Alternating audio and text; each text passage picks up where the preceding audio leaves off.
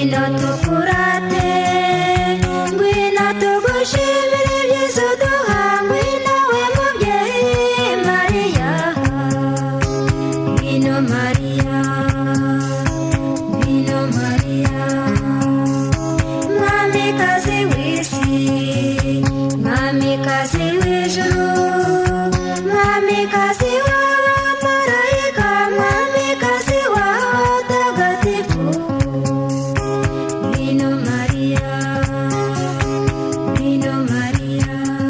Tariki 12 Nzeri duhimbaza umunsi mukuru ukomeye cyane muri Kiliziya, umunsi duhimbazaho izina ritagatifu rya Bikira Mariya. Turahimbaza kandi abatagatifu Stratoni uwahowe Imana, Serezi uwahowe Imana, Silivini umwepiskopi, Tasiyani uwahowe Imana, Teodori uwahowe Imana, Bona umubikira na Gido.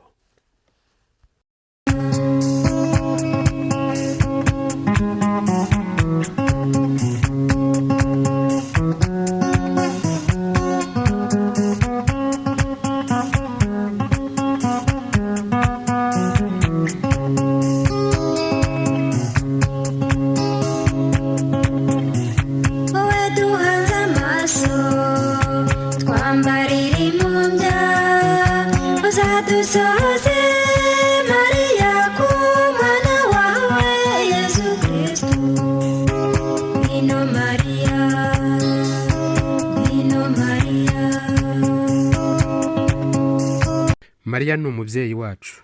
Yezu ubwe niko yabishatse igihe abwira Bikira Mariya amwereka Yohani intumwa ati, dore umwana wawe. Mutagatifu Yohani iyo ari mu mwanya wacu twese. Birumvikana ko Kiliziya igira umunsi mukuru utwibutsa izina rya Mariya umubyeyi wacu. Nta zina rinyura umuntu nk'irya nyina wamubyaye. Mariya umubyeyi wacu ni n'umwamikazi wacu. Uyu munsi mukuru washyizweho ku wa 12 Nzeri ari ukugira ngo twibuke uburyo Bikira Mariya yagobotse abakristo bari batewe n'abanzi babo b'Abayisilamu. Abayisilamu bari bateye igihugu cya Austria mu Burayi. Yohani Soborski umwami wa Polonye n'ingabo ze aratabaza. Yohani Saborski ahagurukana n'ingabo ku itariki ya 15 Kanama kuri Asomusiyo mu mwaka w'1683. Imbere hagendaga ibendera ryanditseho izina rya Mariya. Ku wa 12 Nzeri abasirikari b'umwami Yohani Soborski barwana n'izo ngabo z'Abayisilamu, bamaze kwambaza Bikira Mariya banesha Abayisilamu, bakiza batyo Uburayi icyorezo cy'Abayisilamu.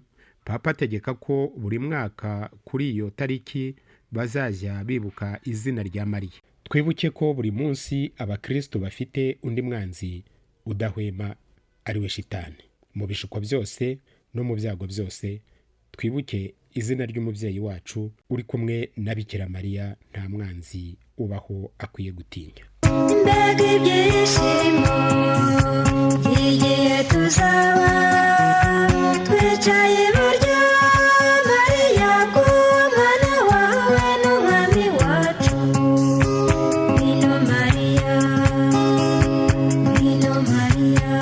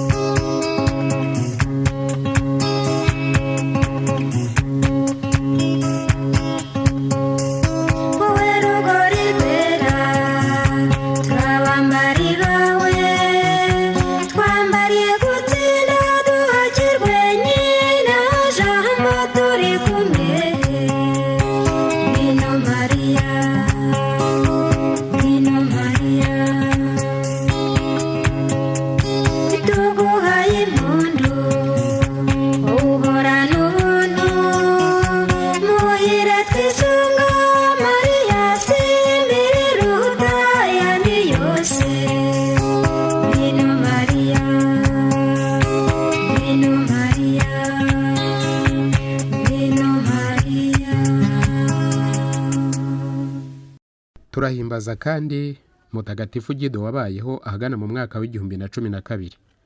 Gido akiri muto nyina yari yaramutoje gufasha abakene no kwicisha bugufi.